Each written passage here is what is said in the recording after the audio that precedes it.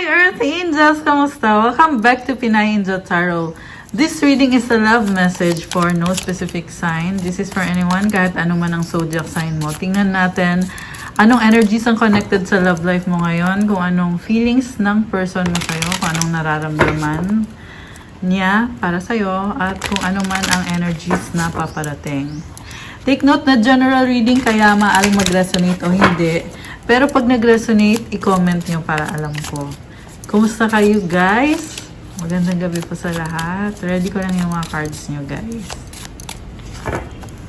So, kung napapansin nyo, iba pa yung location natin ngayon kasi out of town ako ngayon. Pero, tuloy pa rin ang love readings kahit out of town tayo. Siyempre, kasi kailangan nyo to eh. Thank you nga pala sa mga lagi nag-aabang ng love message. Comment present para alam kung andyan kayo at nanonood kayo.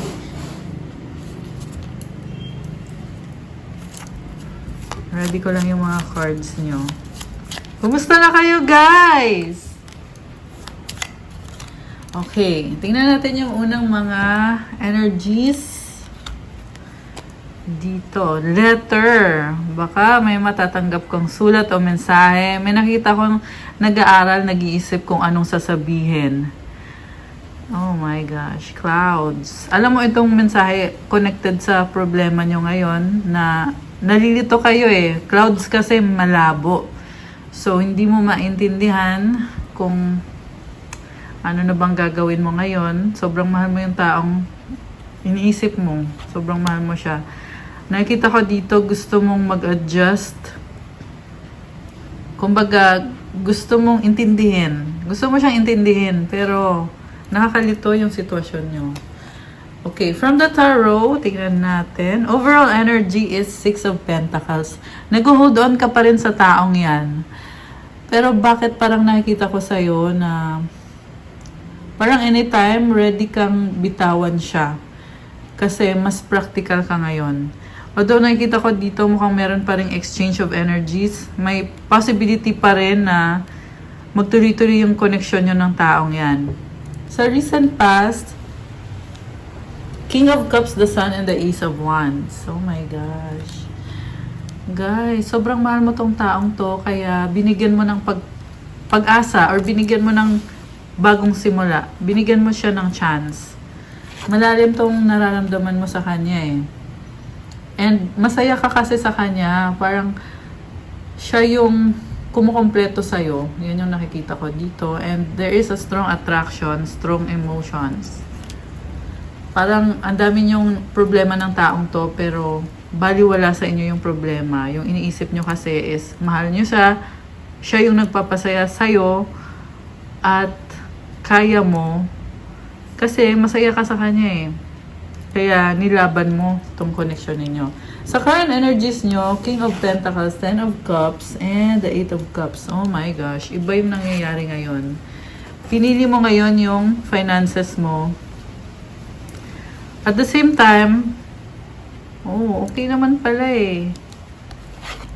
Parang iniisip mo ngayon na total party naman siya ng buhay mo. Gusto mong gawin naman kung ano magpapasaya sa sarili mo.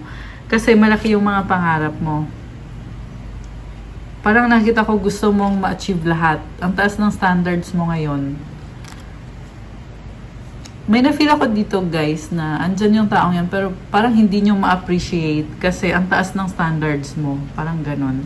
Pero may na-feel din ako na may dahilan kung bakit ganyan ka ngayon. Maari kasing sinaktan ka dati ng taong to kaya iniisip mo. Ngayon, pwede mo siyang mahalin pero kung papipiliin ka, mas pipiliin mo yung sarili mo kasi nga dati ka na niyang sinaktan. Kaya pakiramdam mo tuloy hindi siya loyal sa'yo, hindi gaya ng pagiging loyal mo sa kanya. Nung nakita ko din sa'yo kahit anong mangyari, mamahalin at tatanggapin mo pa rin siya. Kaya iniisip mo ngayon, why not subukan mo naman na mahalin naman yung sarili mo kasi parang lagi na lang siya. Kaya ka nakatalikod dito. Alam mo talaga na may mga opportunities para sa'yo. So, gusto mo maging fair sa sarili mo ngayon. Okay, sa near future, Knight of Swords, Ace of Cups, and the Hierophant. Mabilis na energy, bagong simula, and nakikita ko dito guys, na parang Mag-o-offer ka ng commitment. Posible din naman na siya yung mag-o-offer sa'yo. Posible mag-o-offer ng kasal. Ayan. Or reconciliation. Merong peace eh. Kita mo yung ibon na yan. Okay, mag-clarify tayo. Bakit? Six of Pentacles, yung overall energy. Five of Wands, Ten of Pentacles, the Devil. Oh my gosh, bakit ganito? Two of Wands sa bottom of the deck. So, nakikita ko, inobserbahan mo yung taong yan. Ang dami mong gustong mangyari sa koneksyon nyo. Naghihintay ka ng tamang panahon.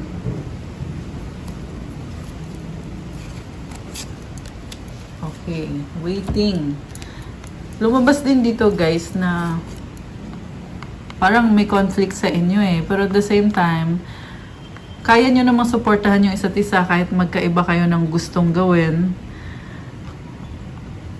Kasi attached kayo sa isa't isa. Andito yung the devil energy. Parang I feel like there is a strong attachment. Okay, kaya hindi nyo maiwanan yung taong yan. Siya, ganun din naman sa'yo.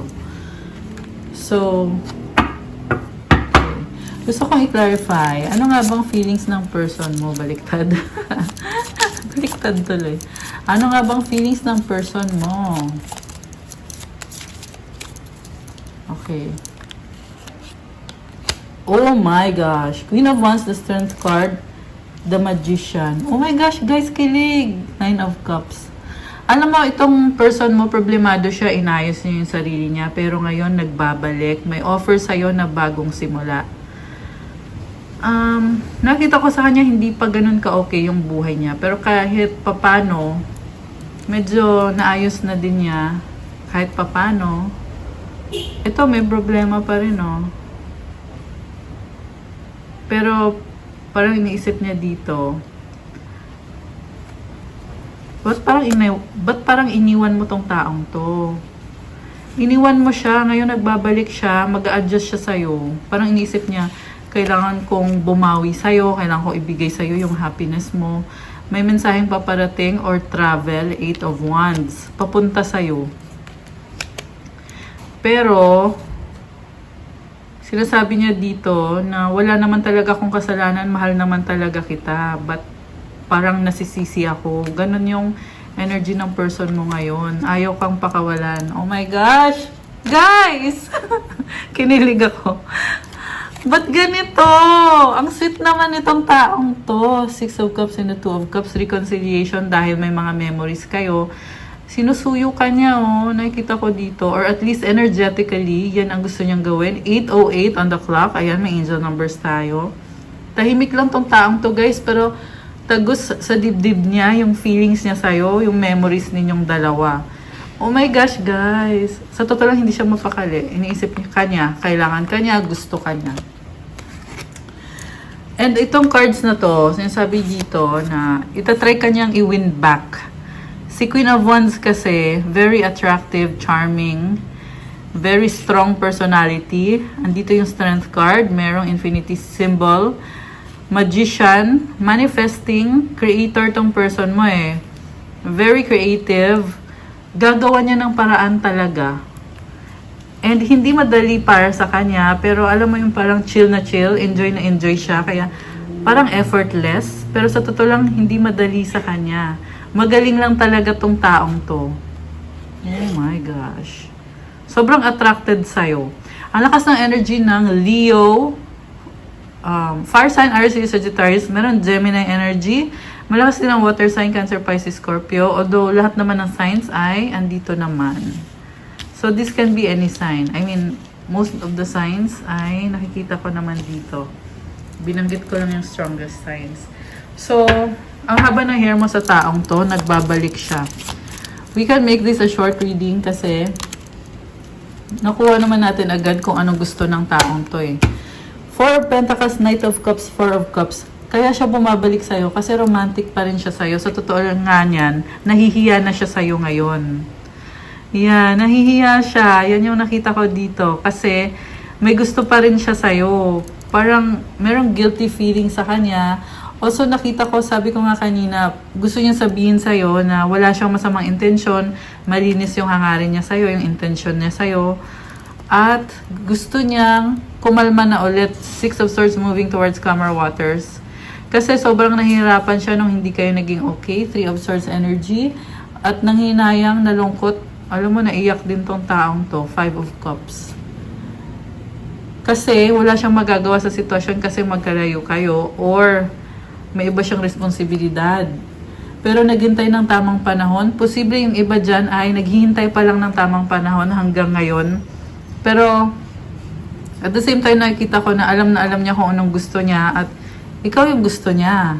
So meron siyang the Moon and the Ace of Pentacles. Iniisip na niya talaga kung ano yung i-offer niya sa'yo. Medyo nalilito siya. Ewan ko kung bakit siya nalilito. Tingnan natin. Oh my gosh. Alam mo, may nakita kong proposal, offer of wedding. Four of Wands, Queen of Pentacles. Wow, guys! Oh my gosh! Ayan, oh, celebration, Three of Cups, the Justice card, Eight of Swords, the Wheel of Fortune, and the Temperance card. So, the reason kung bakit nag-a-adjust siya sa'yo, sa totoo lang, itong person mo, medyo matigas ang ulo nito. Pero iniisip niya kasi, dapat ibigay ko sa'yo yung kailangan mo para hindi mo ko iwanan. Takot siyang iwanan mo siya. Ayun na yun. Takot siyang iwanan mo siya. Yun na yun, guys. The reason kung bakit siya bumabalik. Oh my gosh. Nakakaloka. Pero maiksi lang yung reading natin kasi sobrang straight to the point naman eh. Hindi na kailangan pahabain. Anong gustong sabihin sa'yo ng person mo? It was my fault but I blamed you. Oh my gosh. I wish I had treated you better. Talagang merong pagsisisi. Sometimes I stay awake thinking about you. O, diba? Napakahirap to para sa kanya. Ang taga kanyang inisip lagi. Kaya ngayon nakapag-desisyon na siya na babawiin niya kung ano yung meron sa inyo, ibabalik niya. I know exactly what I was doing. So, alam naman pala niya, you came closer than anyone. Pero gusto niyang sabihin sa'yo eh, wala akong kasalanan. So, please take me back. Let me win you back. I will wait for a sign from you. Okay, isa pang message. I hope that you can forgive me one day. Guys, grabe. Ano pang gustong sabihin nitong person mo sa'yo ngayon? Hindi ko alam, ewan. Oh my gosh. Sexy love. O, diba? May attraction. Oh my gosh! The one that got away! Guys! Ikaw yung the one that got away niya. Kaya siya bumabalik. Iniisip niya kasi dito, hindi ako papayag na mawala ka sa akin. Kaya babalik ako. My gosh! Kilig yarn. Diba? Very synchronized yung mga messages sa reading natin today. Baby, baka yun yung tawag niya sa'yo or baka tinuturing ka niya na parang baby ka niya, na gusto niya alagaan ka niya, mahalin ka niya. Ayan. Uy! Lumipad. Tapos na the end. Ayan. May nagtapos. Kung ano man yung nagtapos sa part niya, kaya siya bumabalik at gusto niya in a relationship na kayong dalawa. My gosh! Meron pa bang mensahe na gustong sabihin si person mo ngayon para sa'yo? Meron pa bang mensahe? I will do everything I can. Oh my gosh. Being near you is intoxicating kasi sobrang attracted siya sa'yo. I have hope in us. Oh my gosh, guys. Grabe. So, pwede kayong mag-wish. Tingnan natin ang kasagutan sa inyong wish. Kuha tayo ng wish card. Okay. Wish, wish, wish, wish. Ay! Tumalon. Okay, tumalon yung card. Isa pa. Sagutan sa wish ni viewer natin. Okay, ready na ba kayo? Nabuksan natin ang sagot sa wish nyo? 444 on the clock. Oh my gosh, I love it. May mga angel numbers. So, ready na ba kayo? Comment ready now at bubuksan ko na to. Okay. So, ito na guys. Di ko na papatagalin. Bubuksan ko na din. Okay. Ang sagot sa wish mo ay... wait. Not that one. Yes! Kinilig. It's a yes! At kung kailan mangyayari ang wish mo ay...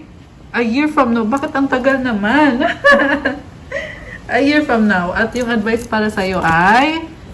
Oops, nalaglag, baliktad. Ayan. Ask your angels. Okay. So, nag-yes na siya sa wish mo. Feeling ko on the process to guys, within 1 year.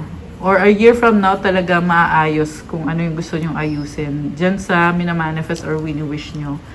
Ask your angels, kailangan mo pang ipagdasal more yung sitwasyon mo. Ayan. Kasi guys, alam mo, yung angels mo andyan lang. Kaso lang hindi sila makakilos kasi hindi mo sila pinapansin. Subukan mong magdasal sa angels mo, subukan mo humingi ng tulong, mapapansin mo, nag-iiba yung sitwasyon mo. Promise, totoo yan. Comment nyo, balikan nyo ako dito kung hindi gumana. Ayan. Ask your angels daw. Ayan. So, okay guys, that's all I have for you sa ating love message for today. Short but sweet reading. Thank you so much for watching mga Earth Angels. Comment kung nagustuhan nyo ba or nag-resonate ba. I-like nyo na tong video na to. Sa mga bago sa channel na to, hello and welcome po dito sa ating channel.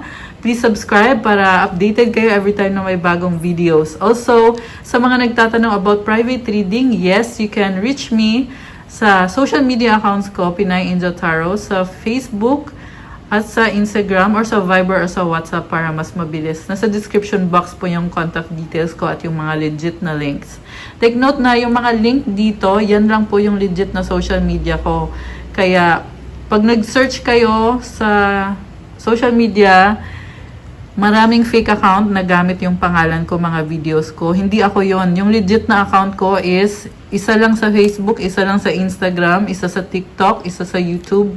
Dito lahat nakalagay sa link sa ilalim ng video na to sa description box. Sa Viber at WhatsApp ko na naman, ayan, para mas mabilis yung transaction. Andyan na din po yung contact details. So, thank you again, Earth Angels! Have a good day. God bless you guys. I'll see you again soon. Stay safe. Bye!